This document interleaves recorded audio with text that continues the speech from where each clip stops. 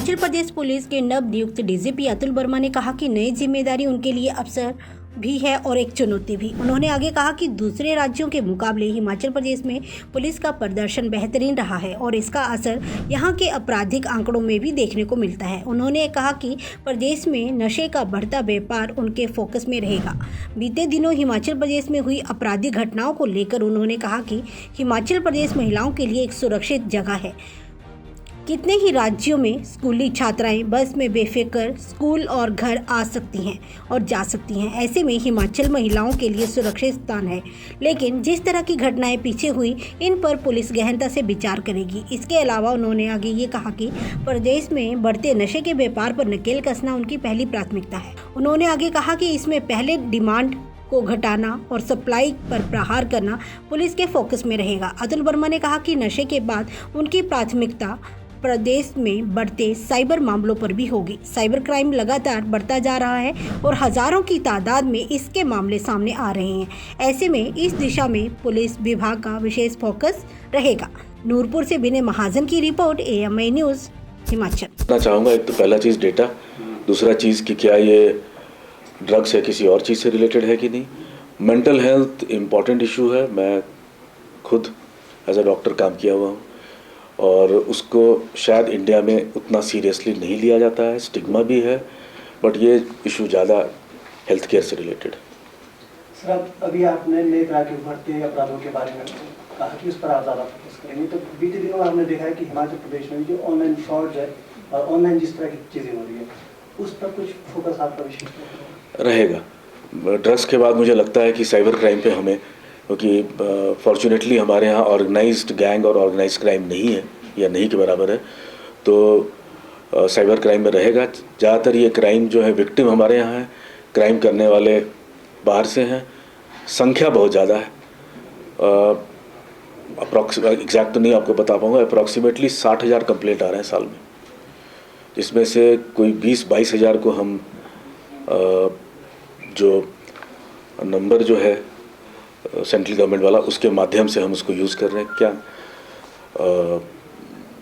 तो और बाकी फिर हम कुछ केस रजिस्टर कर रहे हैं, तो उसमें ध्यान देना ज़रूरी है और संख्या बहुत ज़्यादा है, लोगों का काफ़ी लॉस हो रहा है। हिमाचल की ट्रैफिक की सबसे बड़ी समस्या है, जैसे शिमला, मैं लगभग आपको बता ही दिया हूँ। जब तक डिमांड रहेगा तो सप्लाई कहीं कहीं से आ जाएगा। हर जगह पुलिस मौजूद तो हो नहीं सकती है, ठीक है ना। मुझे एक्चुअली तो नहीं मालूम है, लेकिन 1000 किलोमीटर से काफ़ी ज़्यादा ही बॉर्डर हमारा होगा, और ये इंटरनेशनल बॉर्डर तो है नहीं कि हर जगह BSF या ITBP होगी। लोगों का आना जाना, खेत हैं, खेत का एक पार्ट इधर है एक पार्ट उधर है, तो ये तीनों चीज़ मिल के हमको करना होगा। सर, लोकसभा का चुनाव चल रहा है, किस तरह की व्यवस्था रहेगी? राष्ट्रपति का दौरा भी है, तो क्या सुरक्षा व्यवस्था के इंतजाम किए गए हैं? महामहिम राष्ट्रपति मैडम का पहले भी प्रोग्राम हुआ है और उसी लाइंस पे पूरी व्यवस्था हो गई है, और पहले की तरह इस बार भी सुचारू रूप से हमारे SPs और अन्य ऑफिसर्स जो लगे हुए हैं कर लें।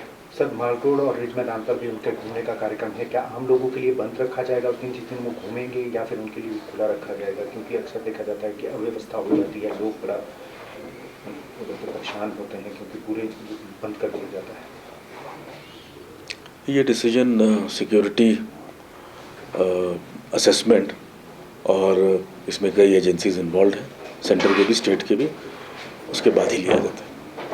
सर, इन दिनों हिमाचल प्रदेश में महिलाओं के साथ काफ़ी ज़्यादा दुर्घटनाएं पेश आ रही हैं। महिलाओं की सुरक्षा के लिए सर कोई खास कदम आपकी ओर से रहेंगे?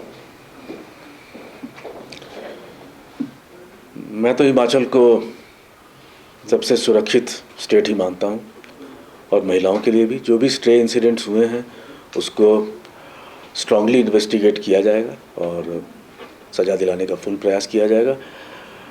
मैं छोटा सा चीज़ बोलूँगा, शायद पूरे देश में आप ध्यान दीजिएगा कि पब्लिक ट्रांसपोर्ट में जो बसें हैं, घर से निकल के माल रोड लड़कियाँ क्लास 6 क्लास 7 की शिमला में जाती हैं। आप दूसरा कोई प्रदेश बता दें जहाँ सेफली पब्लिक ट्रांसपोर्ट से लड़कियाँ जा सकती हैं। तो this is a matter of our pride. So Himachal is very safe for girls, जो स्टे इंसिडेंट्स हुई हैं उस पर we have to take it up seriously so that we remain the best. Sir पिछले कुछ सालों से सर ऐसा देखने वाला है कि जो युवाओं में है या फिर दूसरे लोगों में भी आत्महत्या के जो है प्रवृत्ति बढ़ी है, मामले ज़्यादा आ रहे हैं। इसके कारणों की जांच की जाएगी और जागरूक किया जाएगा अभिभावकों को भी और कम्युनिटी पुलिस के लिए किस तरह का कोई प्लान होगा सर? सर एक बार रिपीट कीजिए। चुनौती अवसर दोनों ही हैं और प्रदेश की पुलिसिंग शायद देश में सबसे अच्छी है, जिसको आप रिज़ल्ट आउटकम से देख सकते हैं, सबसे पीसफुल और सबसे बाकी भी पैरामीटर्स में और नेशनल लेवल पे भी जहाँ असेसमेंट की जाती है स्टेट्स की परफॉर्मेंस, वहाँ ज़्यादातर नंबर 1, नंबर 2 या नंबर 3 पे ही हिमाचल हर एक अलग अलग क्राइम के क्षेत्र में माना जाता है। उसी ट्रेडिशन को आगे बढ़ाना और जो नए इमर्जिंग क्राइम्स हैं उस पर ज़्यादा फोकस करेंगे।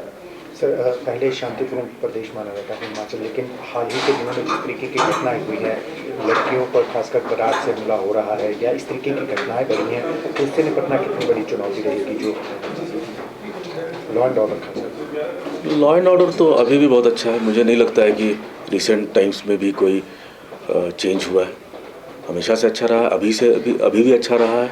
कोई ऑर्गेनाइज क्राइम नहीं है। स्ट्रे इंटरपर्सनल इंसिडेंट जो हुआ है वो उम्मीद करते हैं कि मैं रिव्यू करूंगा और उसमें अच्छा से अच्छा इन्वेस्टिगेशन हो ताकि सजा हो सके। सर नशा जो है सबसे बड़ी चुनौती बनकर उभरा है प्रदेश में, युवा जो है नशे की तरफ जा रहा है। इसके लिए क्या योजना है, क्या जागरूकता अभियान चलाए जाएंगे प्रदेश में ताकि नशे के ऊपर रोकथाम लगाई जा सके?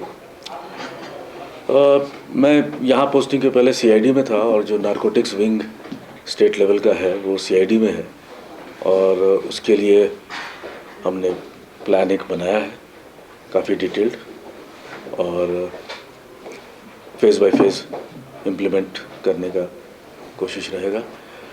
हमारा फोकस डिमांड साइड रहेगा। जब तक डिमांड कम नहीं होगा तब तक प्रॉब्लम को पूरी तरह पकड़ में लाना मुश्किल होगा। तो डिमांड कम करने के लिए कई तरह की उसमें पहल की जाएगी और छोटे से स्कूल टाइम से लेके बच्चों का से लेके ट्रेनिंग, काउंसलर्स की training, de addiction centres better हों और स्टिग्मा नहीं हो। बहुत लोग नहीं बताते हैं। ये भी एग्जामिन करेंगे कि इन पेशेंट की जगह आउट पेशेंट ट्रीटमेंट से अगर हो सके डॉक्टर्स को इन्वॉल्व करना और कुछ और ऑर्गेनाइजेशन है जो सामने